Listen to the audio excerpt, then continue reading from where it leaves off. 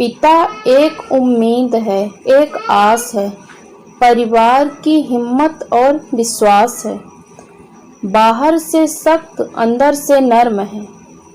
पिता के दिल में दफन कई मर्म है।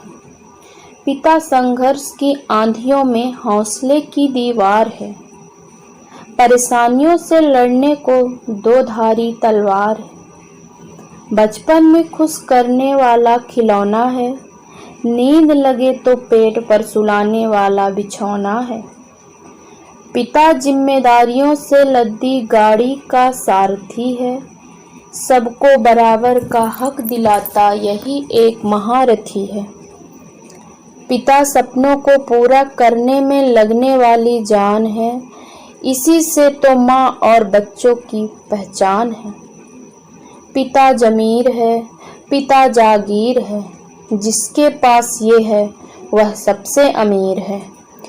कहने को तो सब ऊपर वाला देता है, मगर खुदा का ही एक रूप पिता का शरीर है।